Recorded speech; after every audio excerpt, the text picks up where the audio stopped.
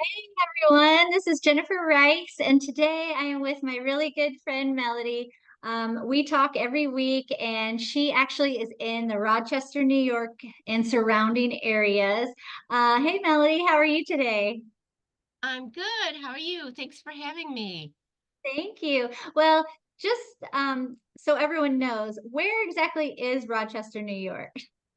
Well, that's a very good question. A lot of people think of New York City when they think of New York. So I'm 5.5 hours away from New York City. So if you know where Buffalo is, which is at the edge of New York and Canada, and Niagara Falls is over that way, and you know where Syracuse is, that's kind of in the middle of the state. Well, if you go pretty much right between the two of them, you get Rochester, New York. So Buffalo's to the west and Syracuse is to the east. Okay, how far are you from like Niagara Falls, for example? Probably about an hour and a half from Niagara Oh, Falls. okay, so not bad. Okay, Nope. okay. Well, okay, now that people know where you are in New York, tell us just a little bit about yourself. Tell us, about your family and, how did you get into real estate in the first place? Well, Jennifer, that's a long story. But Melody Fabrizi, I'm married. I have 6 children between my husband and I. I have 4 daughters grown, and he has 2 sons that are just about grown. So it's kind of almost like the Brady Bunch. Um, I I met him. We worked at the same place, and I worked there for 30 plus years. And then I got a little bit of an illness. And since I couldn't get back to work within 6 months, they had a policy where, that's it. They terminate you. And so it was fine. I'm like dealing with this illness. And then I, thank the Lord, figured it out. And I, got better. And so my husband wasn't retired yet, and I'm just sitting home doing nothing. And I got bored, so I decided to try real estate because I've always been fascinated with it. And, and I just fell in love with it. I work harder doing this than I ever did my other career. And I love it. I don't even think of it as work. It's so funny you said that because I tell people all the time, this is the hardest job I have ever had, and I will, you know, argue with anyone because I've been in corporate just like you. I've been in all sorts of jobs, and this is definitely the maybe not physically hard, but mentally tough job I've ever had. So I totally understand. Well, so, you're in real estate in the Rochester area, and of course, the surrounding suburbs that surround that. Um, how would you describe your market? And I know you and I have talked about this, but if you were talking about what's going on in your market, what is that? So our market is a seller's market right now. We have less than a month's supply of inventory.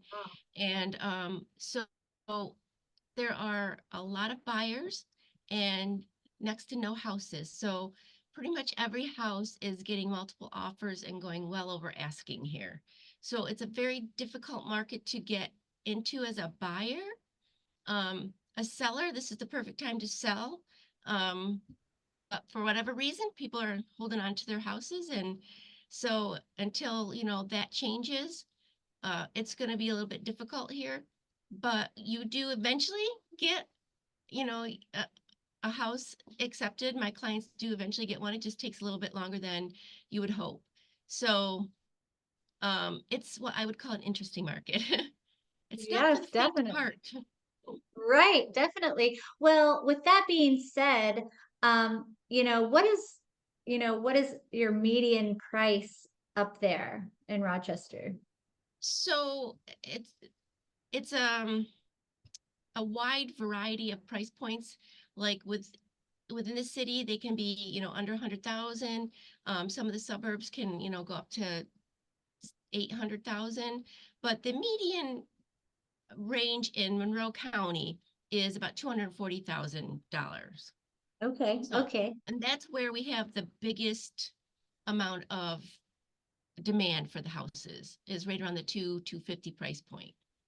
Yeah, that sounds actually very similar to Indianapolis. Our median price point in the city of Indianapolis is 254. So that sounds similar. However, I think your demand, right now, it sounds like you have less homes. You used to have less than a month inventory, and we have about 1.9 months. So we're doing a little better as far as having available homes. So basically in your area, it looks like we need sellers to sell. You Right. need to find people to sell. Let's talk about investors. So say someone wanted to invest in your area. Is there a certain price point where there are quite a few houses available for investors, or is that tight market as well? The investors do better because they're willing to, like fix up a house. So especially in the city, or immediately in the suburbs that are in the city border, they are, there's a lot of houses that need, some love and care, and a lot of buyers want a house that's move-in ready. So the houses that need fixing up, and if you have the patience for that, you can get a house a little bit quicker. So for the investors, they just sort of patiently wait, and a house that does not, goes past delayed negotiation, they then jump on it, and they try to get it for less, of course, knowing that they have to fix it up.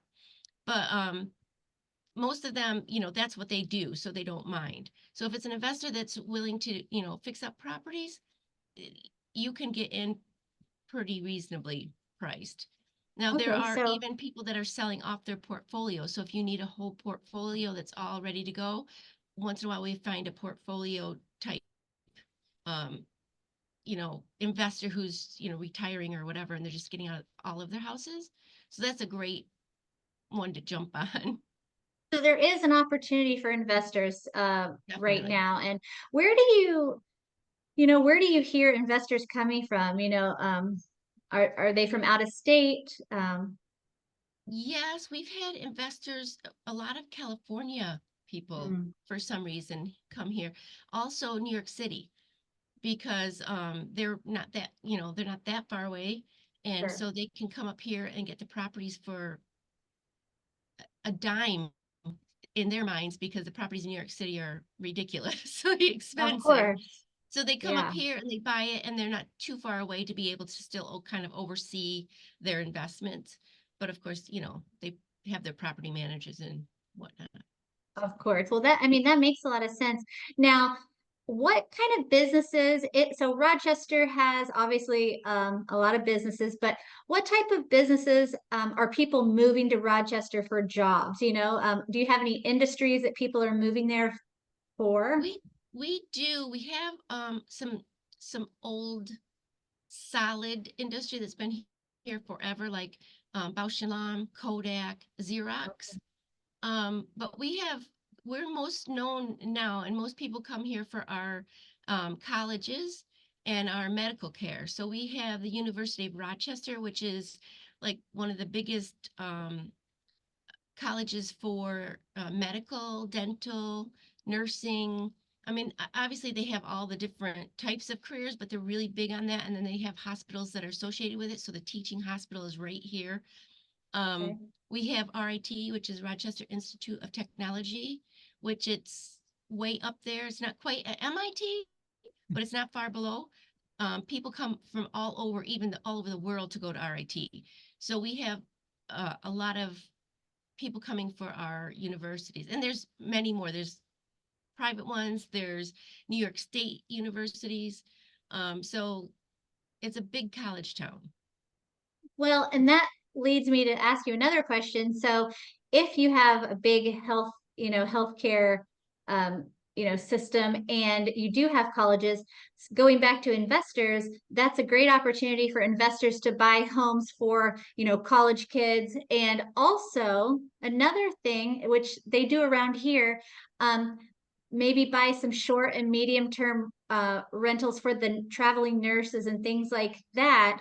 Exactly. And I think those are good opportunities. Do you think? Yes, exactly. That's exactly what's happening. It's funny. Side note, I follow this lady on TikTok who's a doctor, and she actually did all of her training at Rochester. It was probably that teaching college that you're talking about, and she always raves about it. So that's awesome that you guys have that. Speaking of Rochester, though, is it would you consider a very large city like Indianapolis, or how would, how many people are living there? Well, that's a good question. I don't believe it's as big as Indianapolis. It's probably about the half the size of Okay, Indianapolis. It's a good sized community. I want to say, I don't want to say because I don't know the number off the sure, top of my sure, head. I should know that, sure. but I never thought But about you it too know much. what? I don't know how many people Indianapolis has, but it's a pretty good sized city, but not a huge major Right, metropolitan city like Atlanta, New York, things right. like that. Okay. Well, let me ask you some fun questions. What things, if someone was considering, moving to Rochester, or, they were being relocated, what things do you have to do for people who live there? What are they going to do once they get there? One of the things that we have here, well, we have a lot of culture. So it does not matter what you're into, they'll have it here. We have opera, we have musicals that come in, we have theaters, we have all of that type of culture museums. We have the George Eastman Museum. We have uh, the Strong Museum of Play that people come from all around to go to. It's this huge children's museum, and it's really fascinating and fun to go to, even if you don't have children. um, but the thing I like the most about the area is there's always a festival. Once spring hits, there's always a festival, and Rochester is known as the Lilac City. And every spring in May, we have a lilac festival, and there's this park called Highland Park, and there's every kind of variety of lilac tree, bush, whatever you want to call them, on this property. And so you can go through and look at all of them. It's just beautiful. They have like a tulip bed display and a pansy bed display, and then of course vendors and musicians, and it's a whole festival that goes on for like 2 weeks long.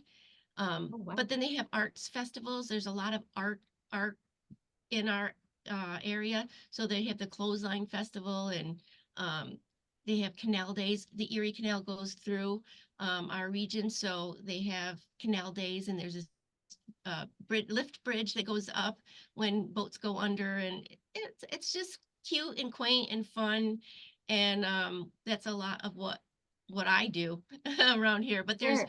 parks. We're not very far from the Finger Lakes, so there's all the wineries you can imagine, you could ever imagine going to. We have them right here in upstate New York. We have lakes all over the place if you're into boating or fishing.